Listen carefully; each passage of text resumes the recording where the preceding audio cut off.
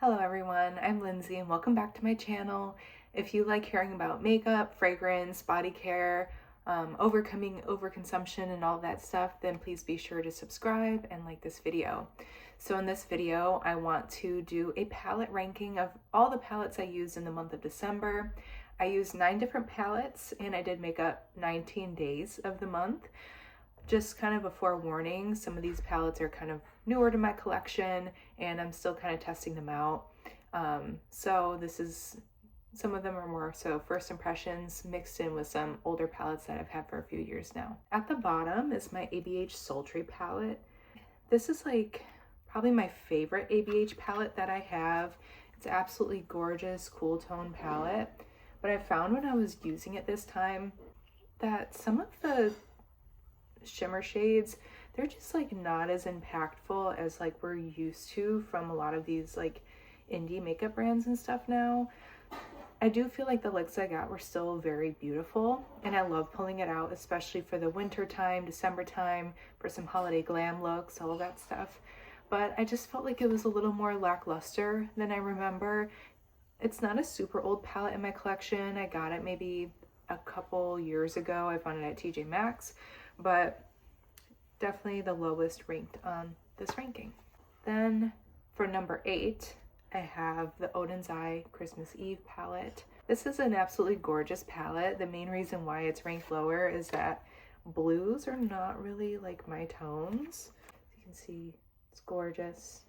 I did a look with this wonderful shade, I think. Oh no, it was this gorgeous shade, which is this shifty blue, green, purple kind of shade. And it is really stunning and the look was really good. But yeah, just not necessarily my tones. I don't use a lot of blues. I feel like they kind of wash me out, but this palette is definitely still beautiful and I love to pull it out. Coming in number 7, I used this palette 2 times this month and it's in my project pan, is the Huda Beauty Naughty palette. This is a gorgeous brown pink palette with beautiful shimmers and everything, but it's kind of a little one-noted. A lot of the looks end up looking the same, so that's why it's lower on the list. And just above that with 3 uses, in spot number 6 is the Huda Beauty Rose Quartz palette, also part of my project pan, but this one's just beautiful, cool tone purple, cool tone pink palette. Some of my favorite shades, I absolutely love this Energized shade. It's a taupey, beautiful, shiny shade. So this one is number 6. I also used this one 3 times this past month with the Huda Beauty Mercury Retrograde palette. Absolute gorgeous palette. This one's probably my favorite out of the 3 because of just like the variety of shades in here, and the other 2 have those weird like slippery shades that I don't use, and this one was safe from that and doesn't have that weird formula. Number 4, I used this one 3 times, and this is newer to my collection, so I'm still kind of gathering my thoughts on it, but it's the Bella Beauty Bar Dark Dreamscape palette.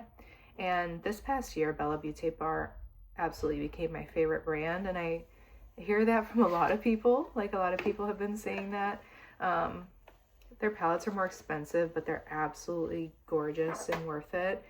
This was such a beautiful palette with some lighter tones, darker tones, a fun pop of orange, and really just amazing shifty shadows. I remember I used this Parallel Dimension shade in one of my looks, and it is just gorgeous, and I can't wait to play with it even more. I also used this beautiful palette 3 times, and number 4 is the Bella Beauty Bar and No Purr Coalescence palette. And watching Nopur's video on it, she mentions like layering shades, and with these really chunky, beautiful multi-chrome shades, I never really think of layering them, but I know she like added some kind of more one-note, beautiful, sparkly shades, and so I really wanted to play around doing it like that, and it's absolutely beautiful. I am still also testing out that palette too. It's new to my collection. In the second spot, I only used it 1 time this past month, which is a crime, is the Odin's Eye Merry Christmas palette. I love bringing this out for every Christmas season, doing some beautiful green, red looks, and it's absolutely beautiful. These tones are kind of more my speed than the Christmas Eve palette. I like the more warm tones, but this Matcha Cookies green shade is, my hand's a little wet, but it's just such a beautiful green.